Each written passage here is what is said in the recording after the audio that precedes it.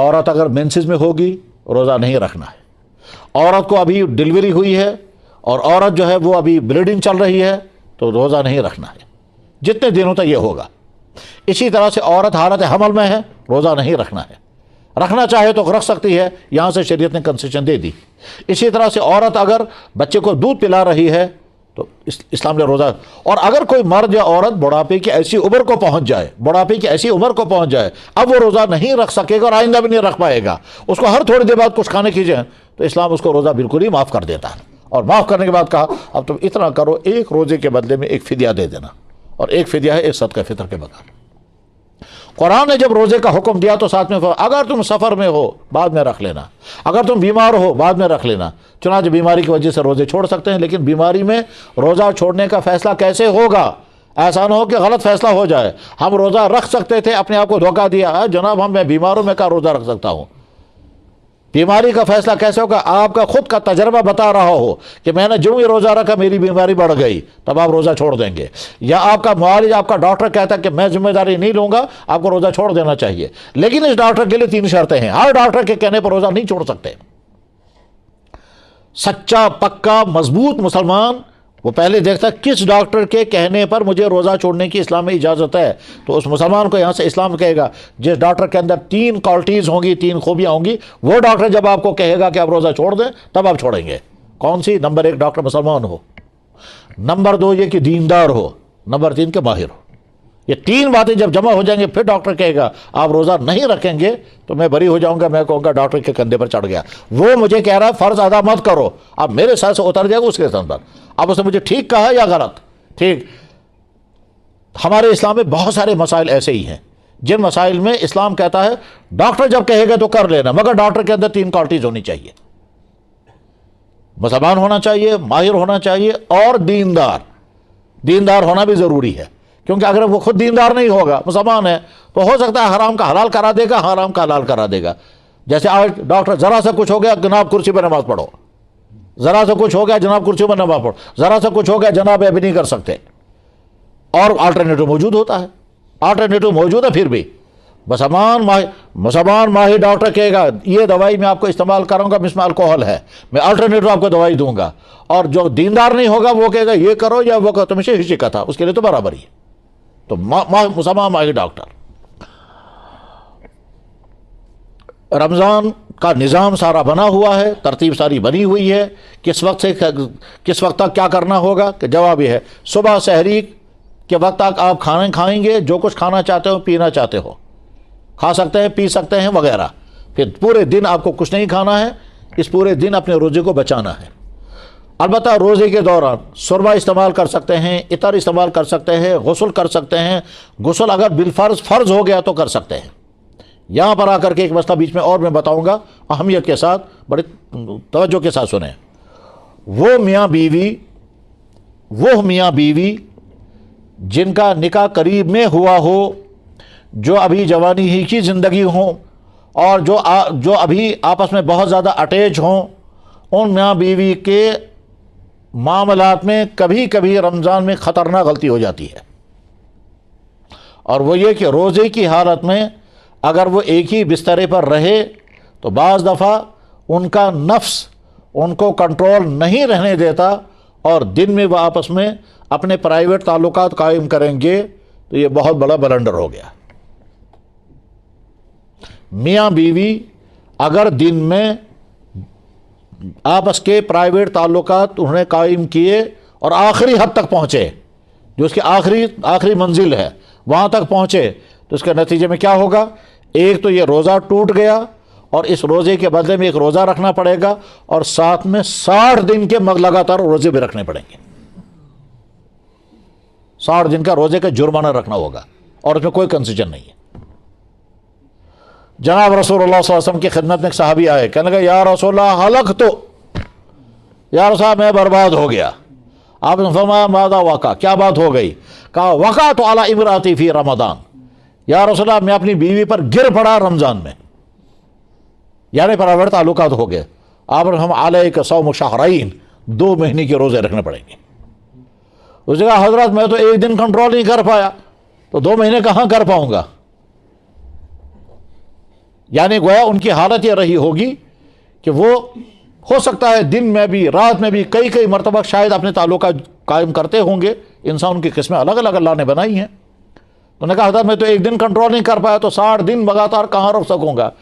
آپ نے فرمایا پھر ٹھیک ہے، اگر تم روزہ نہیں رکھ سکتے 2 مہینے تو تم 60 غریبوں کو کھانا کھلاؤ.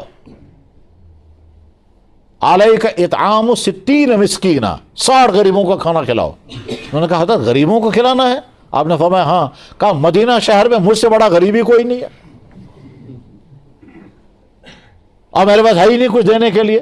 تو آپ نے فرمایا نہ تم روزہ رکھنے کو تیار ہو نہ یہ دینے کو تیار. ٹھیک چلو.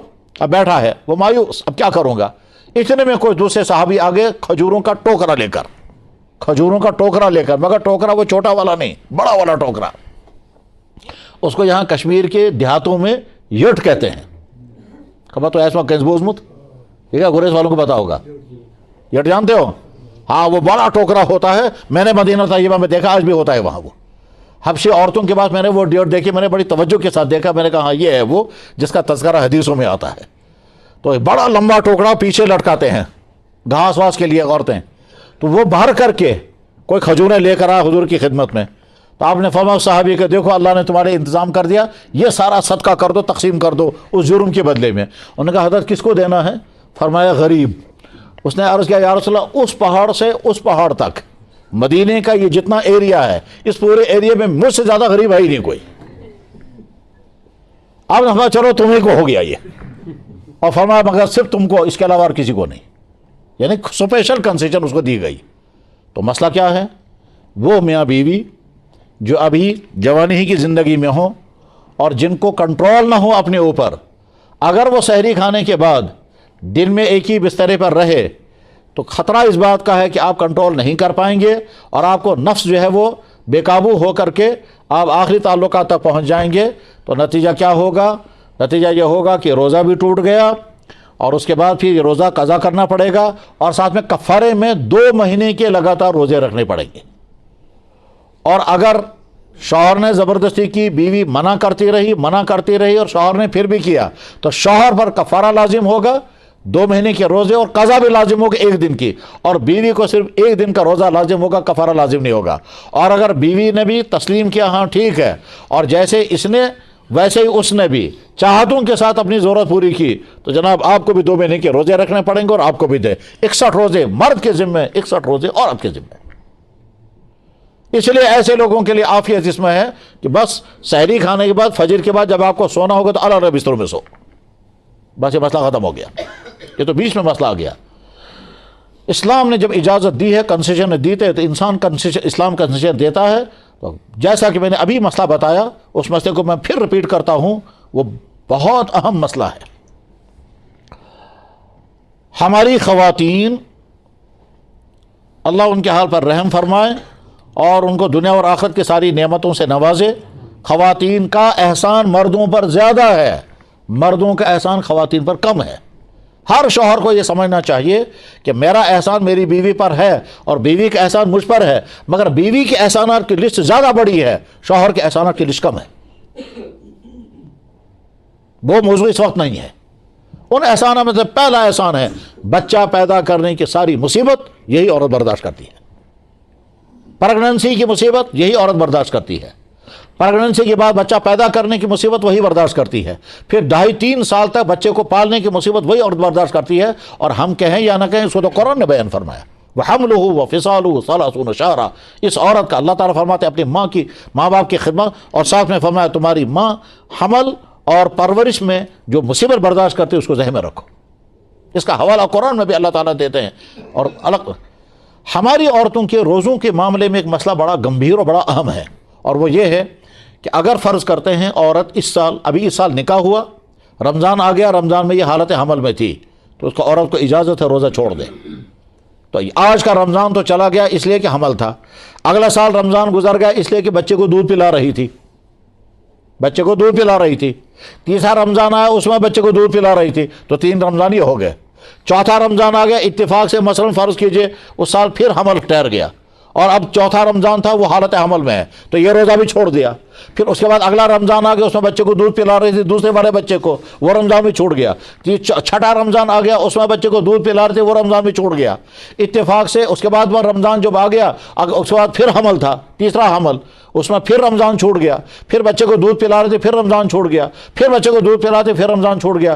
اس طرح بعض عورتوں کے 6 رمضان، بعض عورتوں کے 8 رمضان، بعض عورتوں کے 10 رمضان جمع ہو جاتے ہیں اور وہ روزے ان کے سر پہ باقی رہتے ہیں۔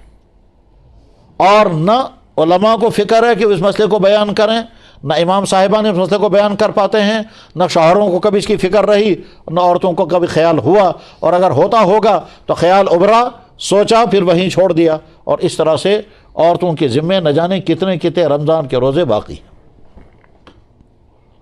اب شکل یہ تھی کہ اللہ تعالیٰ معاف کرتے ہیں، مگر اللہ کی طرف سے معافی کا کوئی اعلان نہیں ہوا ہوتا تو ہمیں اعلان کر دیتے، لیکن ہوا نہیں۔ اب بڑھاپے تک ان روزوں کی قضا کرنا لازم ہے، البتہ کنسیشن یہ ہے کہ کنٹینیو کرنا ضروری نہیں ہے، بیچ میں گیپ بھی کر سکتے ہیں۔ لہذا اگر ایسی خواتین جن کے کئی سال کے رمضانوں کے روزے بچے ہوئے ہیں، وہ خواتین اگر سردیاں آئیں اور وہ روزے رکھ لیں، مثلا اس سال سردیاں آ گئی، دسمبر، جنوری، فروری، ان 3 مہینوں میں بیچ میں گیپ کر کے روزہ رکھیں گے، ہو سکتا ہے 3-4 مہینوں میں کم سے کم 1 رمضان نکل جائے گا، اور چاہیں تو 2 رمضان بھی گزر سکتے ہیں۔ اور اس میں اگر شوہر بھی ان کو مدد دیں، اور شوہر مدد دیں کیا مطلب کیا ہے؟ شوہر بیوی سے کہے گا دیکھو تمہیں روزہ رکھنا ہے، تمہارے ساتھ میں بھی رکھتا ہوں۔ اب وہ جو اس کے ساتھ وہ جو شوہر بھی اٹھے گا، پھر دونوں مل کر کے ایک ساتھ سحری کھائیں گے، پھر دونوں مل کر کے افطار کریں گے، اس طرح سے عورت بوجھ محسوس نہیں کرے گی۔ کشمیری میں کہتے ہیں اخت آگو کا، وہ اخت آگو کا یہ ہے وہ جگہ کہ ایک تو اکیلی بیچاری کو اٹھنی پڑے سردیوں میں، اکیلے اٹھنا پڑا ہے سردیوں میں، اکیلی سحری کھانی پڑ رہی ہے، دائیں بائیں کوئی نہیں ہے۔ اس کے مقابلے میں اگر اس کا شوہر اس کے ساتھ ہوگا تو جناب اگر سارا عیال ہوگا شوہر نہیں ہوگا تو وہ ایک کمی محسوس کرتی ہے، اور اگر شوہر ہے تو سب کچھ آ گیا۔ یہ اللہ نے عورتوں کا مزاج بنایا۔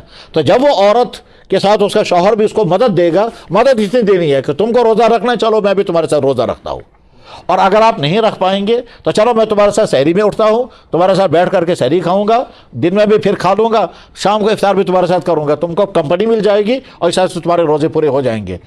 شوہر جب اپنی بیویوں سے ہر طرح کے فائدے اٹھاتے ہیں تو ان کی دین کی فکر کیوں نہیں کریں گے؟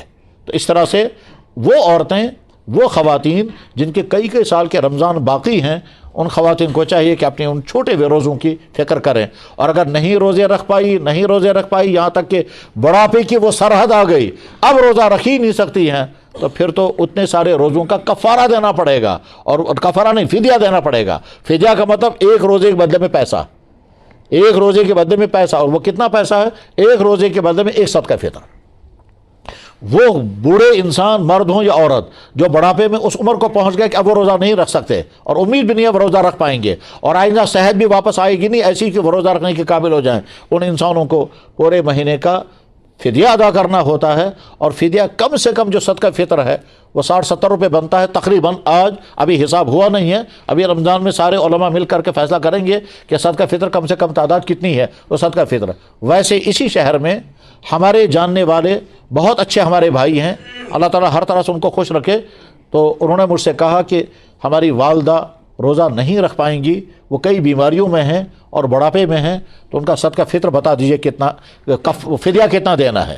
تو میں نے ان سے جب حساب بتایا، انہوں نے کہا نہیں، جو ہائیسٹ بن سکتا ہو وہ مجھے بتائیے، زیادہ جو بن سکتا ہو وہ بتائیے۔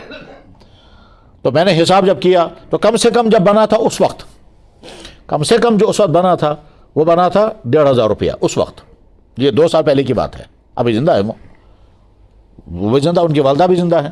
2 سال پہلے 1,500 روپے بنا تھا کم سے کم، اور اس وقت جب انہوں نے کہا ہائیسٹ، تو ہائیسٹ جب حساب کیا تو وہ 90,000 روپے بنا تھا۔ پورے مہینے کے رمضان کے روزوں کا فدیہ سب سے ہائیسٹ بنتا ہے 90,000 روپیہ، اور انہوں نے وہ ادا کیا شوق کے ساتھ۔ اللہ نے ماری وسعت بھی دی ہے اور دین کا جذبہ بھی ہے، لہذا بڑے شوق کے ساتھ انہوں نے ادا کیا کہ میں ادا کروں گا اپنے والدہ کے روزوں کے بدلے میں۔ یہ اتنی بڑی تعداد کیسے ہو جائے گی؟ تو جواب ہے صدقہ فطر کتنا ہے۔ تو اگر آٹے سے صدقہ فطر ادا کریں گے جیسے کہ ہمارے آٹے سے کرتے ہیں، تو اس کی قیمت اس کی قیمت جو ہے وہ 60-70 روپے بنتی ہے ایک دن کا۔ آٹے کے ذریعے سے صدقہ فطر کی مقدار بنتی ہے کم سے کم 60-70 روپے، یا ہو سکتا ہے اس سال 80 روپے بن جائے، وہ حساب جب کریں گے لیکن اتنی بنتی ہے. لیکن جب ہم صدقہ فطر ادا کریں گے کشمش سے، کیونکہ اللہ کے نبی علیہ السلام نے فرمایا صدقہ فطر میں کشمش، کھجوریں، آٹا، جو، گندم اور اسی طرح سے پنیر، 6 چیزیں بیان فرمائی ہیں. اس میں سب سے زیادہ قیمتی چیز کشمش ہے. پھر کشمش کی کوالٹیاں الگ الگ ہیں، تو میں نے سب سے زیادہ ہائی کوالٹی والی کشمش اس وقت لے لی، اور وہ 350 روپے کلو بنتی تھی، اور 3.5 کلو ایک صدقہ فطر بنتا ہے کشمش کا. تو 350 روپے کلو کے حساب سے 3.5 کلو بن گیا تھا 1,500 روپے، 1,1200 روپے. پھر پورے مہینے کے جب حساب کیا تو بن گیا 80-90 ہزار روپے، اور انہیں شوق کے ساتھ ادا کیا.